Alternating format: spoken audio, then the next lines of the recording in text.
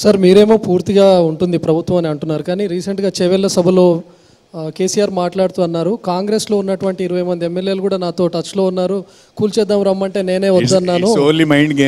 మరోవైపు పార్లమెంట్ ఎన్నికల తర్వాత రాష్ట్రంలో పెను మార్పులు రాబోతున్నాయి. అధికార పార్టీలో ఉన్న వాళ్ళు ప్రతిపక్షం దిక్కు చూస్తారండి ఎవరైనా? అది జరుగుతుందా?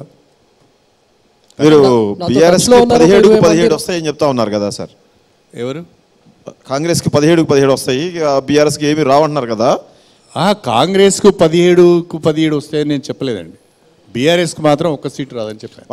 అంత బలంగా ఉన్న కాంగ్రెస్ పార్టీ బీఆర్ఎస్లో ఉన్న మిమ్మల్ని, బీఆర్ఎస్లో ఉన్న దానం నాగేందర్ని, బీఆర్ఎస్లో ఉన్న సునీత మహేందర్ రెడ్డిని, ఇంకేదో పార్టీలో ఉన్న మధు గౌడ్ని ఇలా అక్కడొకటి ఏరుకొని పోటీ పెట్టించుకుంటే. నేను చెప్పాను కదండి, రాజకీయ పార్టీలకు ఎన్నికలు వచ్చినప్పుడు గెలవటానికి అవసరమైన వ్యూహాలు వాళ్ళకు ఉంటాయి.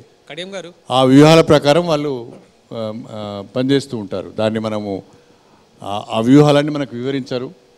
ఎందుకు ఏది చేస్తున్నారు, ఏ నిర్ణయం తీసుకుంటున్నారు మనకు తెలియదు. రాజకీయ పార్టీలు కనుమరుగవ్వడం అనేది ఉంటుందా సార్? రాజకీయ పార్టీలు కనుమరుగవ్వడం అనేది ఉంటుందా సార్? బీఆర్ఎస్ 10 ఏళ్ళు బీఆర్ఎస్ పార్టీలో ఉన్నటువంటి నాయకులు అందరినీ చేర్చుకుంది, సర్పంచ్ స్థాయి నుంచి తీసుకొచ్చింది. కాంగ్రెస్ లేదు, ఖతం అయిపోయింది అని చెప్పారు. కానీ కాంగ్రెస్ మొన్న అధికారంలోకి వచ్చింది. అంటే ఇప్పుడు మేము కూడా అట్లనే అనుకున్నామండి. మేము కూడా గతంలో కొన్ని పార్టీలను కనుమరుగు చేసినామని అనుకున్నాము.